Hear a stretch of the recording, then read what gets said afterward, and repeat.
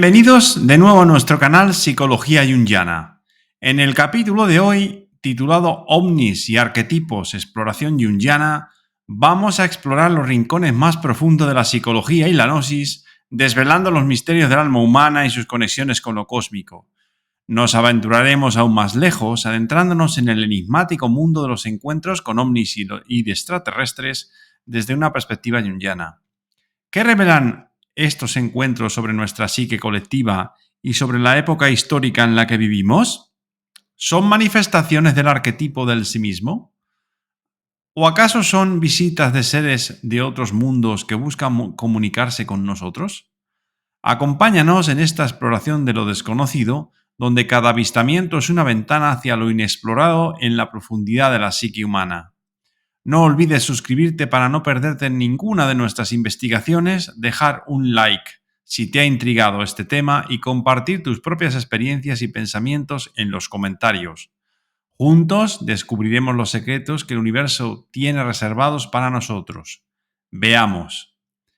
Durante el encuentro que mantuve en septiembre del año 2018 con el terapeuta de orientación jungiana Raúl Ortega en Huelva, tratamos un tema central para todo jungiano, lo que podríamos denominar la fenomenología del sí mismo.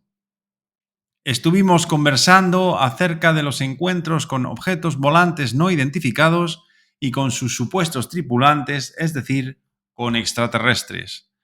Tomamos como punto de partida y referencia la experiencia de un encuentro ovni con seres extraterrestres que tuvo un niño con apenas 12 años de edad. La persona que tuvo dicho encuentro fue Juan Pérez.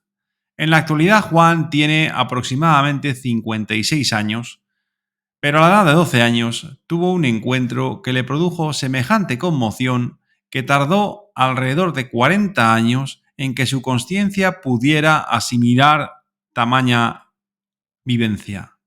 Y es que dicha experiencia transformó su vida radicalmente. Le dije a Raúl que había visto una película documental titulada Testigo de otro mundo en los cines Princesa de Madrid, que trataba precisamente el caso de Juan Pérez y que me pareció extraordinaria. En dicho documental, el director Alan Stivelman se dirige a la localidad en la que vive el contactado Juan Pérez en Argentina para hablar con él sobre la experiencia que tuvo y la repercusión que dicha experiencia tuvo en su vida. Lo primero que me llamó poderosamente la atención fue que Juan, a la edad de 52 años en el documental, aún no había asimilado aquel luminoso suceso. Cuando hablaba de lo que le había sucedido hacía 40 años, aún le temblaba la voz y le costaba expresar en palabras lo que sentía. Rompía a llorar y cuando le preguntaban si hubiera preferido no haber tenido aquella experiencia, respondía con una rotunda afirmación. La vivencia de aquel extraordinario suceso provocó en que su vida se transformara en la de un ermitaño que vivía solo y alejado del mundo, sintiendo una terrible pesadez por aquella experiencia que parecía haberlo hundido. Juan, en el documental, afirmaba que, después del encuentro ovni, su vida había cambiado profundamente y tenía sueños premonitorios desde entonces. Él se sentía diferente y las personas de su alrededor lo tenían por alguien extraño, por un loco. Sin embargo, en el documental vemos la importancia que tiene ayudar a una persona que ha tenido una experiencia semejante a asimilarla y a sacarle del aislamiento, ayudándole a que comprenda que hay otras personas que también han experimentado una vivencia semejante. Al mismo tiempo, el documental nos muestra que resulta fundamental que la persona se integre en una comunidad que comprenda el significado de aquella extraordinaria experiencia. Este documental y su contenido extraordinario nos facilitó, a Raúl y a mí, el inicio de una conversación fructífera alrededor de lo que podríamos denominar la fenomenología del espíritu.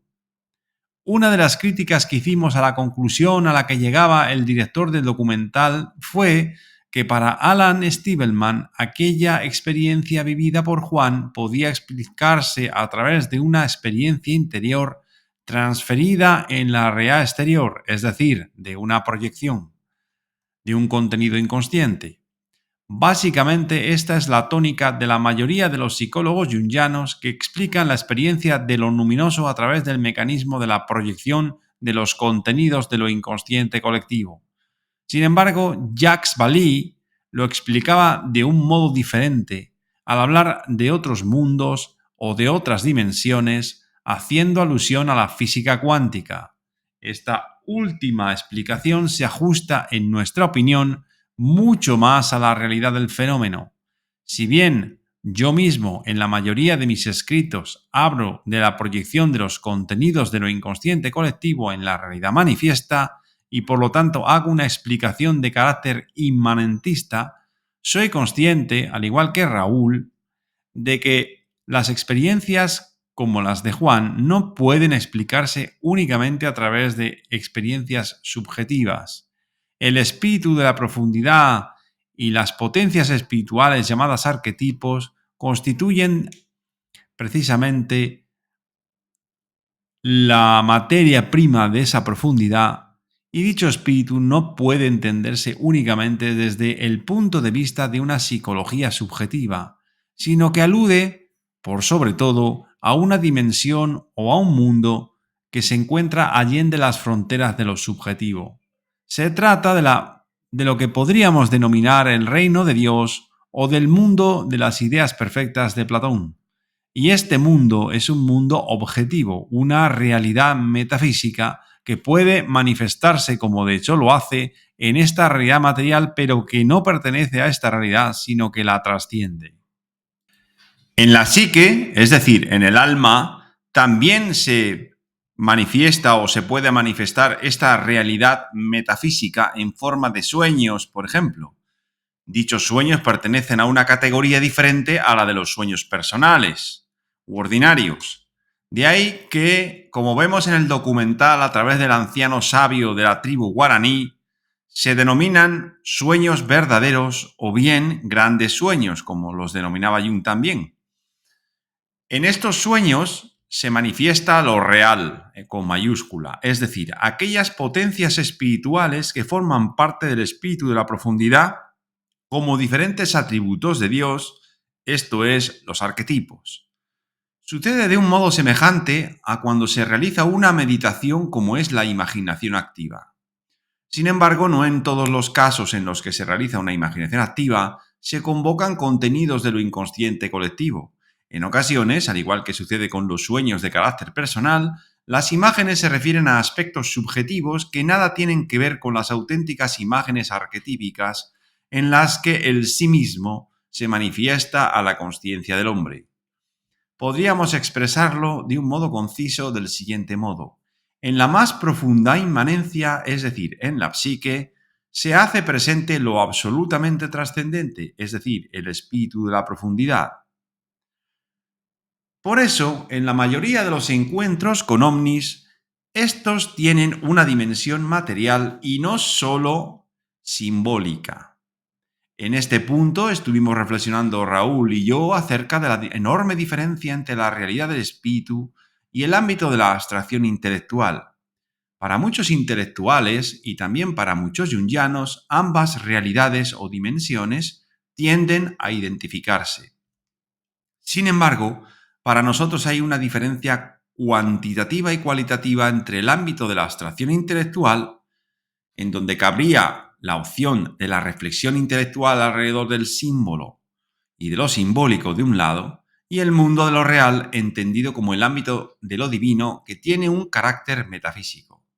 Este último mundo puede hacerse presente en esta realidad inmanente, como le sucedió a Juan en su experiencia ovni.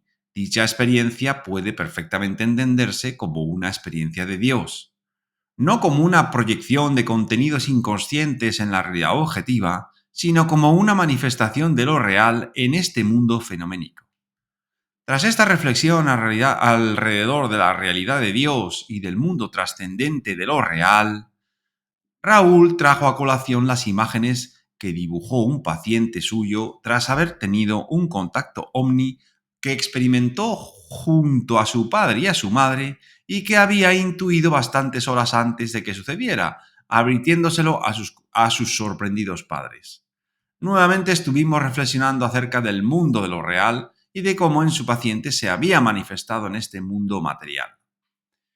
En ese momento, recordé un sueño que tuve alrededor del año 2000 en el que tuve un contacto ovni y en el que pude hablar con los tripulantes extraterrestres de una nave circular con una tecnología muy superior a la humana. Un sueño que me dejó muy sorprendido y tan afectado que incluso hoy recuerdo pues con todo lujo de detalles aquel sueño. Puede entenderse como uno de esos grandes sueños o sueños verdaderos por su carácter arquetípico. Expresaba, en efecto, la experiencia con el mundo de lo real, esto es, con el arquetipo del sí mismo que se me había manifestado en aquel sueño en uno de los momentos más críticos de mi vida. Nuevamente, en la más profunda inmanencia del alma se manifestó lo absolutamente trascendente. Como Jung puso de manifiesto en sus escritos, no solo en los referentes a ovnis, sino también en muchos otros alrededor de las experiencias visionarias sobre mandalas, no es extraño que este tipo de sucesos estén produciéndose a una escala que trasciende las fronteras de cualquier especialidad. Se han convertido en un fenómeno cuasi popular. Lo que observamos en la profesión de psicoterapeutas es que estos fenómenos de apariciones y de experiencias visionarias de símbolos de la totalidad suceden habitualmente en momentos sumamente críticos. Muchas veces compensan con imágenes simbólicas de unidad, totalidad y divinidad procesos psíquicos de extrema inestabilidad y de caos interior. Momentos en los que la salud psíquica y física corren peligro de desintegrarse. Por ese motivo, al igual que Jung lo expresó en su momento, creemos que la extensión del fenómeno ovni entre la población mundial y el hecho de que se engrosen los documentos sobre contactados representan una señal indicativa y al mismo tiempo una compensación necesaria al estado psíquico deplorable al que la civilización occidental ha llegado como consecuencia de la muerte de Dios, de la degradación del símbolo de Cristo como muestra de un eclipse de Dios. En otro vídeo anterior veíamos cómo el narcisismo se ha convertido en la etapa apocalíptica del mundo posmoderno. Recomiendo al que esté escuchando este vídeo y esté viéndolo que lo vea, que lo visualice. De hecho, la involución hacia una visión materialista e inmanentista es tan terrible que nos tememos que se produzca una evolución desde una cultura narcisista en la que ya estamos viviendo desde hace bastantes años a una cultura psicopática en la que prácticamente empezamos ya, digamos, a sentarnos. Y el éxito de las series sobre vampiros adolescentes y de muertos vivientes, es decir, de zombies, son un buen reflejo de semejante situación. Esta tendencia psicopática de la civilización occidental puede comprenderse como la expresión de la hipertrofia de la función del pensamiento extravertido en el espíritu de la época, que comienza en la época de la Ilustración, prosigue con la modernidad y culmina en la posmodernidad con el desarrollo desmesurado de la biología tecnológica, es decir, de la biotecnología, la filosofía transhumanista y el desarrollo de la inteligencia artificial, por poner algunos ejemplos. Nuestra época ha pasado a convertirse en satánica como consecuencia del desarrollo prometeico de la razón. No es de extrañar, por tanto, que la función del sentimiento surja desde la oscuridad de lo inconsciente, esto es, desde la sombra, tratando de abrirse paso a través de fenómenos colectivos como la extensión del feminismo o el colectivismo comunista. La dominante individualista, fría y calculadora del pensamiento científico es compensada desde lo inconsciente a través de la constelación del arquetipo de la diosa, es decir, de lo inconsciente. La dominante de la época viene simbolizada por el rey caduco, por Saturno o el Sénex, que es derrotado y renovado por el Puer Eternus. Por consiguiente, Raúl y yo no estamos de acuerdo con expresiones del estilo hay otros mundos pero están en este. No, para nosotros hay otros mundos, sí, pero no están en este, sino que pueden manifestarse en este aunque pertenecen a otros planos de la realidad diferentes a este. Repetimos, lo auténticamente real, que es trascendente, Se puede manifestar en el plano inmanente, en esta realidad material, pero no es inmanente. Otra de las conclusiones a las que llegamos fue que toda la realidad material, que todo lo inmanente está soportado, sustentado y depende de la realidad trascendente, de lo auténticamente real, en definitiva, de lo que llamamos misterio. Cuando se rasga el velo que oculta la realidad objetiva, entonces se hace presente lo verdaderamente real, que es el misterio, o lo que denominamos en psicología analítica el sí mismo. Como podemos ver en el documental sobre el contactado Juan, la experiencia con el mundo de los arquetipos puede provocar en la consciencia de la persona dos posibles efectos. A. Primer efecto, una deflación de la consciencia, como le sucedió a nuestro contactado Juan. B. Una inflación de la consciencia, como le sucedió, por ejemplo, a Osho y en general a gran parte de las personas que han tenido alguna experiencia con lo sobrenatural.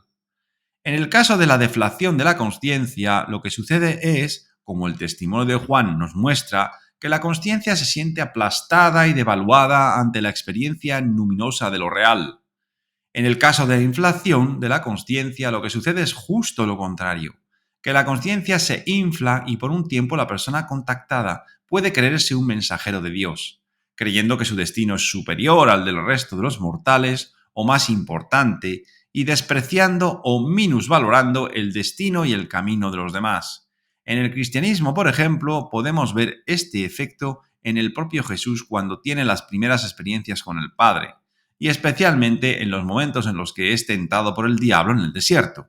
Juana de Arco también sufrió una inflación en ciertos momentos de su vida, malinterpretando las experiencias visionarias que tuvo, algo que sucede también en momentos de inflación, aunque no solo en esos momentos.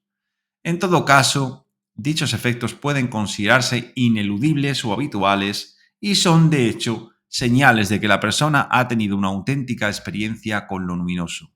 Ahora bien, dado que se trata de efectos secundarios de la experiencia con lo trascendente, resulta muy importante el trabajo de terapia o bien el de autoconocimiento para encarrilar y asimilar la experiencia en la consciencia de cara a la manifestación de los contenidos de lo inconsciente colectivo en la vida de la persona contactada.